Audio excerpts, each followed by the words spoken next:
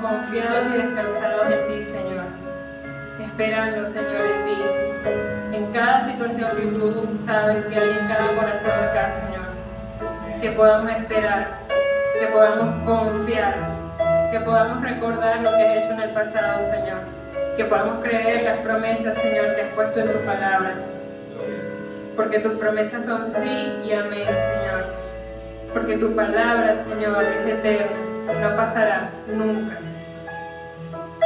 Señor, confiamos en ti, confiamos en la obra redentora de Jesús en nuestra vida, Señor. Confiamos, Señor, en la santificación que haces en nosotros constantemente. Confiamos, Señor, en que tu palabra nos purifica. Señor, que podamos ser más como tú y menos como nosotros mismos. Que podamos cada día separarnos, Señor, más del mundo. Y que podamos cada día estar más listos para tu venida, Señor. Te amamos, Jesús. Amén.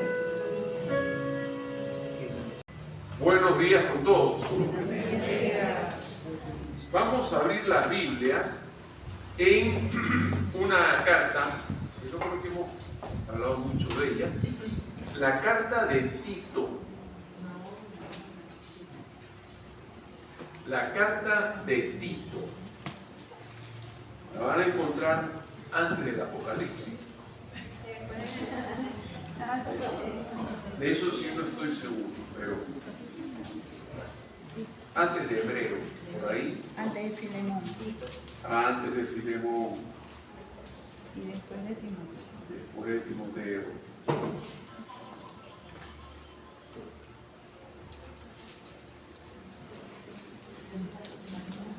Tito. No es un diminutivo, por si acaso. Es su nombre, Tito. Yo les invito a que leamos el capítulo 3, versículos del 1 al 11. Tito 3, 1 al 11. Ajá. Y le voy a pedir que nos pongamos de pie para tener la lectura de la palabra.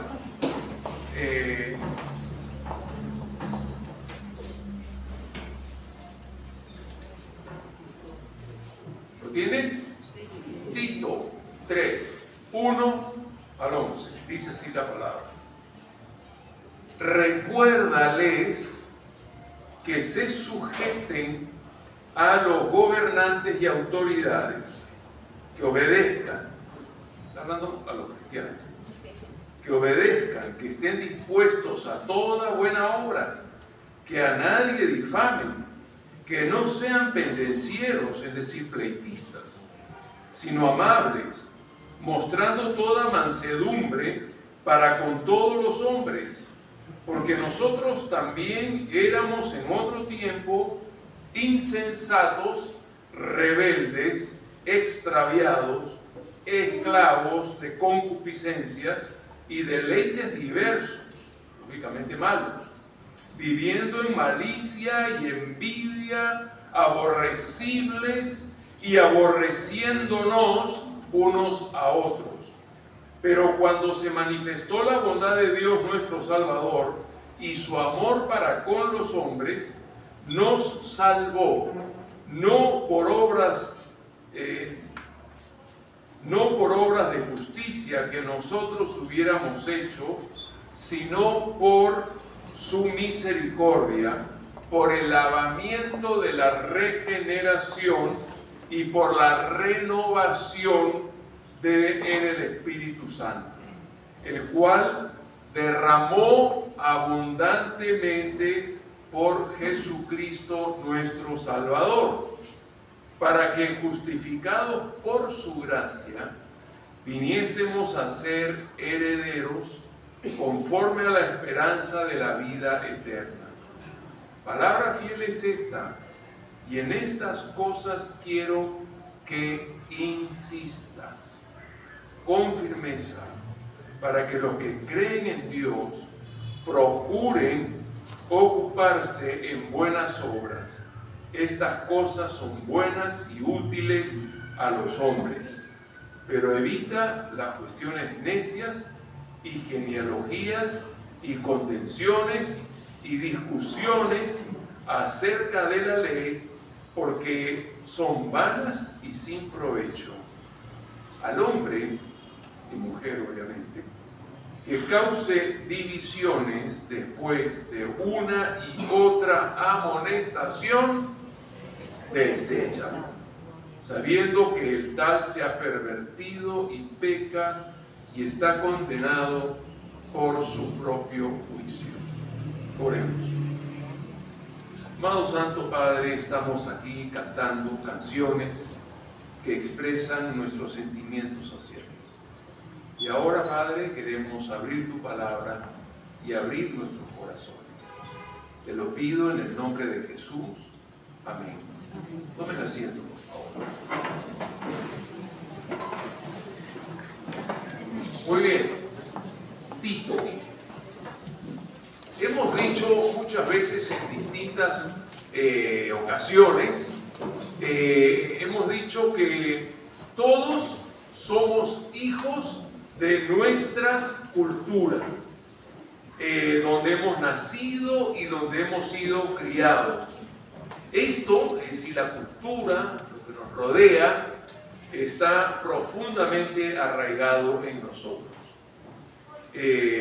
Lo que para una cultura es normal en cierta medida, lo es para nosotros. Es decir, hay cosas en nuestras culturas que de pronto no son buenas, pero la cultura la hace. ¿No es cierto? Y estamos relativamente cómodos en eso. Por ejemplo, la impuntualidad. Digo en otras culturas, aquí eso no se da, pero, ¿no es cierto? La impuntualidad. No lo vemos como un defecto, lo vemos como algo menor. En otras culturas, la impuntualidad es ofensiva, ¿no? Entonces, hemos sido formados en una cultura particular, con defectos culturales, pero también virtudes, valga la aclaración. Pero esos defectos muchas veces están arraigados en nosotros. Cuando Pablo escribe sus cartas, lo escribe a iglesias, a personas que igual que nosotros han nacido, se han criado, han sido formados en diferentes tipos de culturas, en diferentes ciudades. Cada ciudad representa un tipo de cultura. Yo les puedo decir ahora, por ejemplo, que Caracas es muy diferente culturalmente a Lima. Las dos tienen defectos diferentes. No son los mismos defectos. Y tienen virtudes también diferentes, no son las mismas virtudes. Compartimos algunos defectos y algunas virtudes, valga la aclaración. Entonces, Pablo escribe, tomando en consideración eso, cada carta que escribe a una iglesia, a una persona, como en este caso a Tito, toma en consideración un entorno que ha formado, o mejor quizás dicho, deformado a la persona. Y es en ese entorno, ¿no?, cultural, a veces negativo, donde la iglesia de Cristo, donde el cristiano está formándose. Y es por eso la presión con la que Pablo escribe, porque hay que romper tendencias en las cuales hemos crecido. Hay que romperlas. Lógicamente las malas, las virtudes que trae nuestra cultura, que no son pocas, oye, en buena hora las tenemos. Pero esas tendencias negativas hay que romperlas. Tito era un colaborador de Pablo, miembro del equipo ministerial de Pablo. Timoteo, Tito, Silas, eran personas que colaboraron en formas y en capacidades distintas con el apóstol. Y Tito fue pastor, probablemente en la peor de las ciudades. O sea, Corinto era un desastre. Hemos hablado de Corinto. La ciudad de Corinto era un puerto, como puerto era un desastre, o sea, moralmente y todo. Pero había una ciudad peor que Corinto, y esa era Creta. Creta, a donde estaba Tito trabajando. Fíjate, era tan mala Creta que mira lo que dice Pablo en el capítulo 1 de la carta a Tito. El capítulo 1, el versículo 12. Mira cómo dice Pablo. Dice: uno de ellos, su propio profeta, dijo: los cretenses, siempre mentirosos, malas bestias, glotones y ociosos. ¿Qué le parece? Lindo. Qué característica, ¿no? Estos eran los cretenses. Siempre, ojo, siempre, esa palabra es fuerte. ¿Y esto quién lo dijo? ¿Quién lo dijo? Su propio profeta. Uno de ellos. O sea, esto no lo dijo un etnocentrista, no, lo dijo uno de ellos. Los cretenses, el mismo, siempre mentirosos, malas bestias, glotones, ociosos. ¿Qué le parece? ¿Qué diría Pablo de nosotros? Los caraqueños, siempre. Y toda cultura tiene su conjugación de defectos, indudablemente. Los cretenses, oye, era tremendo. Y ahí estaba Tito, formando una iglesia en medio de una sociedad caracterizada por esto. Y para colmo, esto no viene, fíjate lo que dice Pablo en el versículo siguiente. ¿Qué dice?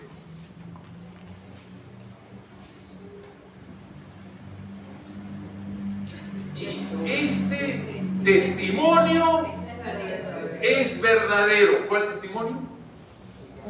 Los cretenses, siempre mentirosos, malas bestias. Ese testimonio, dice Pablo, es verdadero. Es decir, los cretenses efectivamente son así. Impresionante, ¿no? Ahora, formar una iglesia en este ambiente no es nada fácil. De hecho, de ahí viene la palabra cretino. Se la debemos a los cretenses. ¿Qué le parece? Wow. Los cretenses. Ahí nomás tenemos. Y ahora, fíjate, con todo y eso, hay un pastor del equipo de Pablo, trabajando en Creta, rodeado de cretinos y formando una iglesia del Señor. Y yo he titulado a este pasaje "Rompe las tendencias". Podemos echarle la culpa a los cretenses, pero ¿tendrá Caracas sus defectos? Muchos. En otras palabras, ¿los tienes tú? Los tienes. Los tengo yo, los limeños, y algo de caraqueño ya agarrado. Bastante. O sea, en fin. ¿Cómo romper esas tendencias? Yo veo al menos 3 cosas que Pablo le dice a este colaborador, este joven colaborador Tito. 3 cosas. ¿Ok? Vamos a ver. La primera la encontramos en el versículo 1, que dice: recuérdales. Es lo primero que quisiera marcar acá. Lo primero. ¿Qué cosa? Recuérdales. Si quieres romper tendencias, hay que recordar. ¿Qué cosa es recordar? Primer paso para romper esas tendencias es recordar. ¿Qué es esto? ¿Por qué recordar? ¿Saben por qué? En primer lugar, si hay que recordarlo, es porque ya lo han oído o no lo han oído. Ya lo han oído. Pero hay una tendencia a olvidar. Se tiende a olvidar. Y por eso Pablo dice: recuérdales. Los cretenses tienden a olvidar estas cosas. Y fíjense, es sumamente interesante ver esta conjugación de defectos culturales que formaban a los cretenses.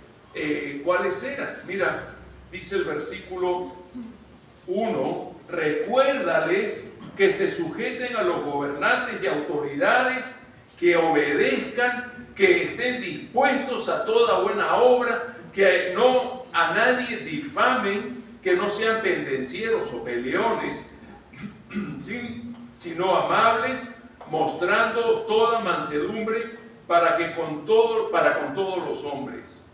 Porque nosotros también, ahora Pablo añade, no solamente a los cretenses, pero también Pablo se incluye, dice: esto ya es un defecto de toda cultura, porque nosotros también éramos en otro tiempo insensatos, rebeldes, extraviados, esclavos de concupiscencias y deleites diversos, viviendo en malicia, envidia, aborrecibles y aborreciéndonos unos a otros. Wow.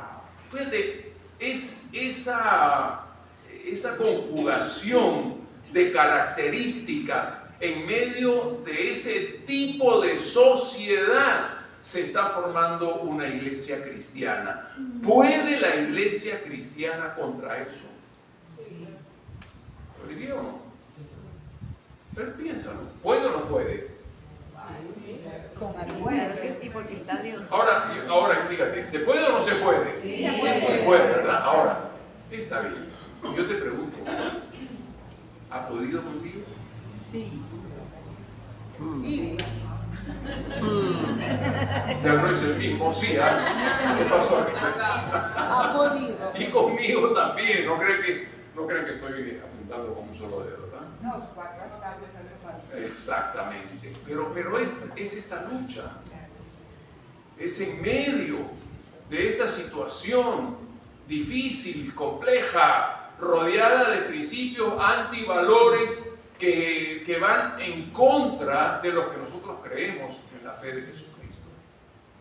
Y yo sí creo que el cristianismo puede. Si no está pudiendo, algo anda mal con el cristianismo de esa persona.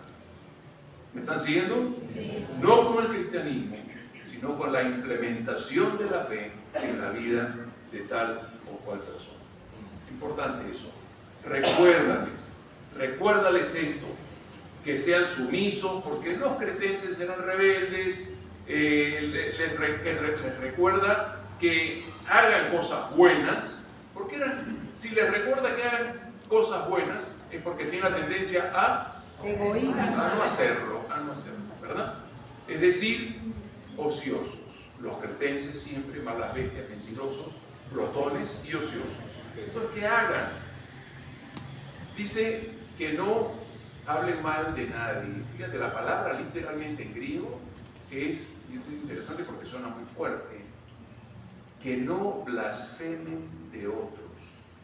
Interesante, ¿no? ¿Alguna vez has visto el chisme como una blasfemia contra alguien? No. Interesante, ¿no? Pero esa es la palabra. Pablo dice que no blasfemen contra otros. No blasfemes contra otros. No hables mal de nadie. Ojo con eso. Que no peleen, que no sean pendencieros, que no peleen, que sean mansos. Y acá tú tienes una característica, la mansedumbre de por sí ya se ve como un defecto, ¿verdad? No se le ve difícil implementarla porque culturalmente confundimos con debilidad y con menso, ¿no? Manso pero no menso. Es decir, uno como cristiano, ya el Señor nos decía en el Sermón del Monte, ¿se acuerdan? Bienaventurados los mansos. Bienaventurados los mansos. Eso en cuanto a lo social, en su misión, hagan lo bueno, no hablen mal de nadie, no peleen, sean amables, mansos, en lo interno, y acá se incluye Pablo, y esto es de toda cultura, pasiones, deleites diversos, malicia, envidia, aborrecibles, extraviados. Interesante esta palabra extraviado, es dejarse guiar a lo malo o al error, si quieres. Por eso uno termina extraviado. Y entonces eso es una responsabilidad de nosotros, de cada uno de nosotros. Muy bien, lo hemos dicho varias veces. Entonces, hay que recordar las tendencias, las que nos reconocerlas, recordar. Entonces hay ese encaramiento frontal contra una cultura que tiene características opuestas y dificultan el desarrollo de la vida cristiana. Y el Señor dice, no te pido que los quites del mundo y se vayan a la selva y vivan tranquilos, apartados de... No. El Señor quiere, el proyecto de Él es en medio de esa ciudad, en medio de esa cultura. Yo los quiero. Importante eso. Entonces, ahora, ¿cómo romper eso? Gracias a Dios, Él no nos ha dejado inermes, no nos ha dejado sin provisiones para enfrentar, para atacar eso. Fíjate lo que dice, y esto es sumamente importante. Esto es algo que debemos recordarlo constantemente. Versículo 4 dice: pero cuando se manifestó la bondad de Dios nuestro Salvador, se ya ha mostrado todos los defectos de la cultura, pero cuando se manifestó la bondad de Dios nuestro Salvador y su amor para los hombres, gracias a Dios hay un pero, ¿verdad? Somos así, pero, ¿no?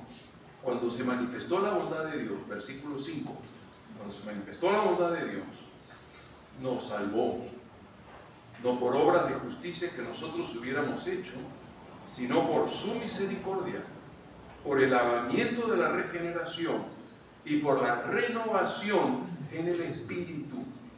O sea, Dios ha hecho un milagro en ti. Dios ha hecho un milagro en mí. Dios ha hecho algo que contrasta toda esta formación o deformación negativa en la cual hemos crecido y hemos sido criados.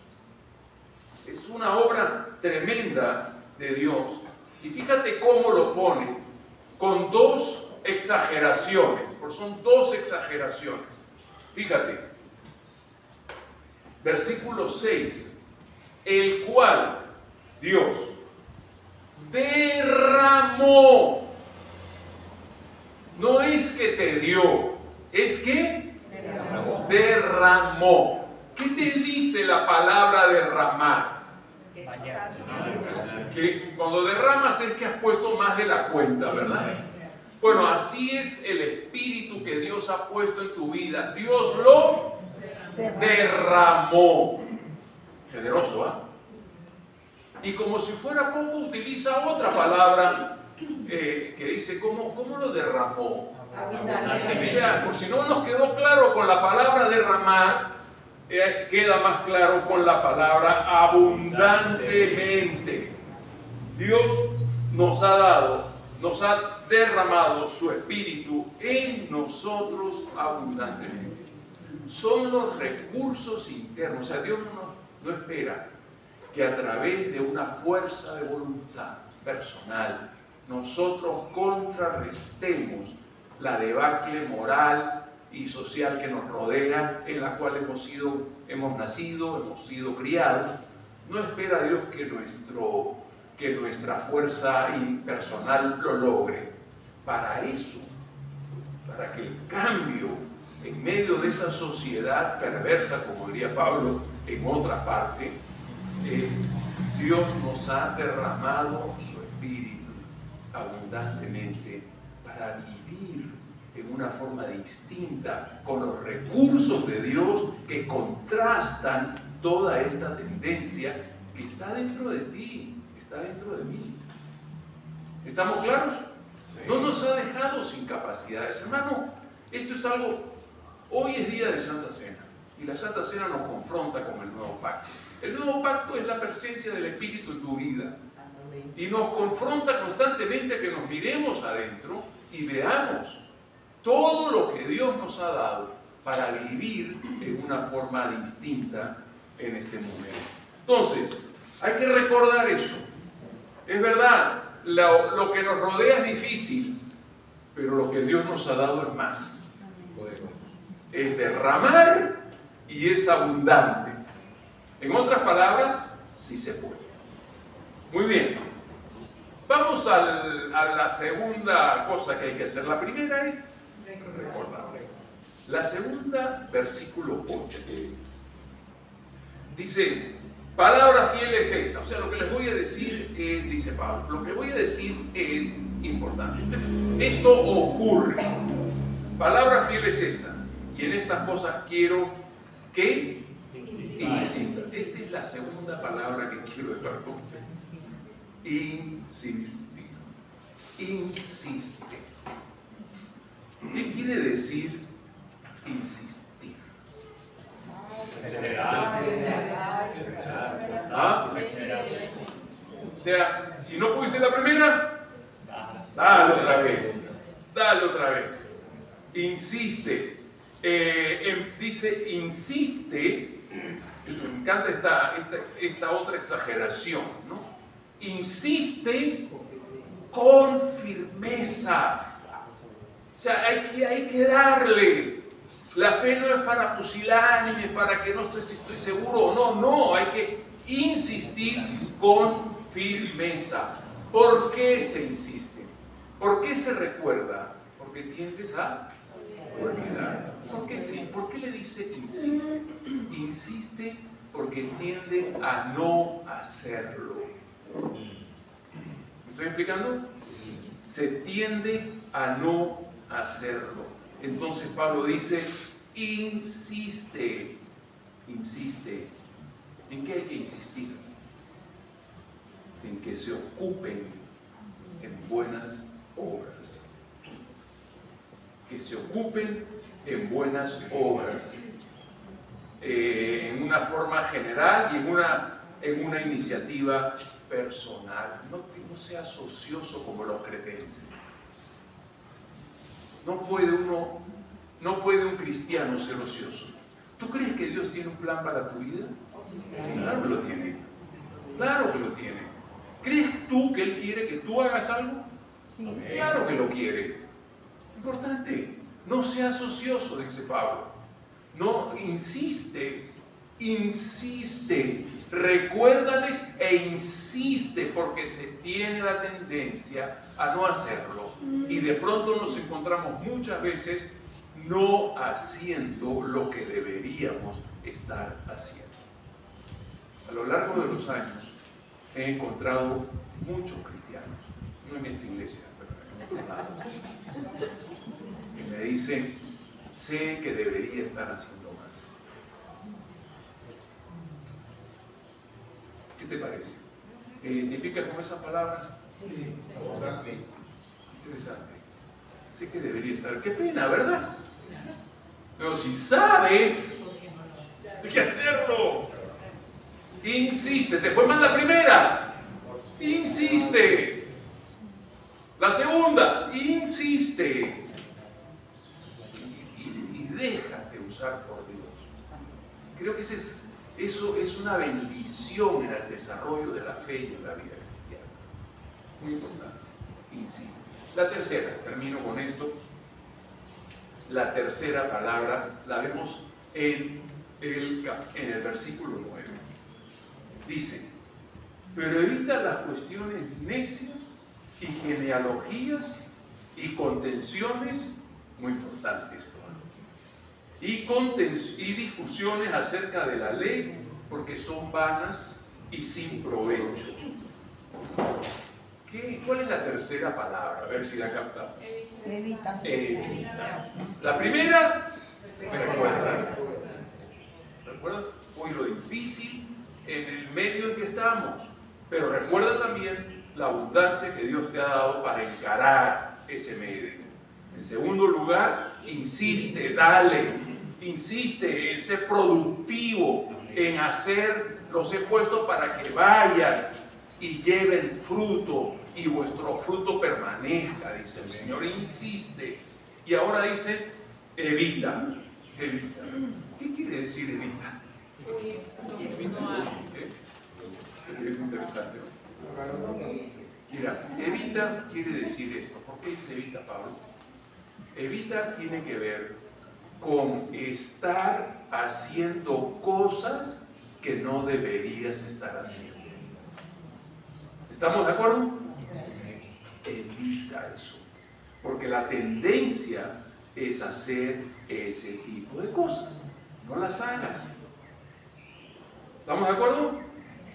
Puedes pensar en cosas que tienes que evitar. Piénsalo. Evita. Para romper la tendencia. Evita.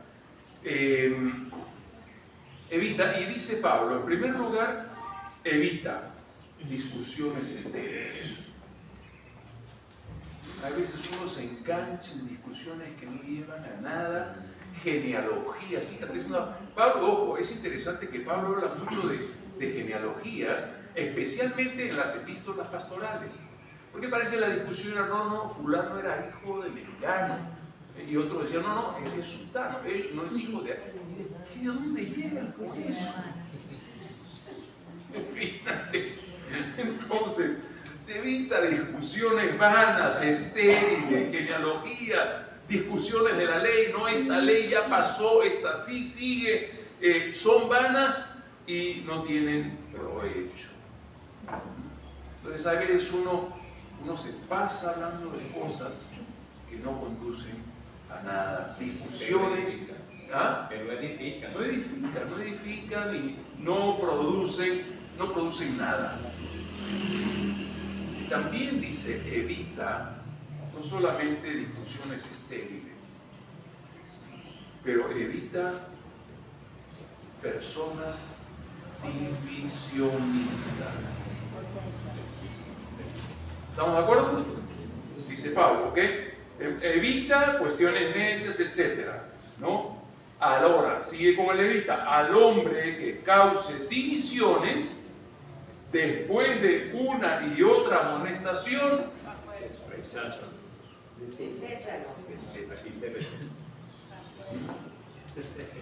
personas divisionistas.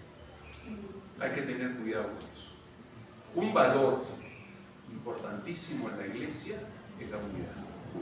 Es el proyecto de Cristo para su iglesia. Cristo dijo, yo quiero que ellos sean uno. Así como tú y yo, Padre, somos uno, que ellos sean uno. Ese es el proyecto del Señor. Y si hay algo que el diablo va a querer romper de alguna u otra forma, es esa unidad. La persona que cause divisiones, dice, fíjate cómo lo pone Pablo, esta persona se ha pervertido, peca, está condenado por su propio juicio. Entonces, ojo, no seamos ingenuos con eso. Evita. No quiere decir que uno sea un fariseo y no se trata de eso. Pero a veces en las conversaciones que se producen, no hay espíritus hostiles, espíritus que no van de acuerdo a lo que el Señor quiere. Córtalo. ¿Sabes?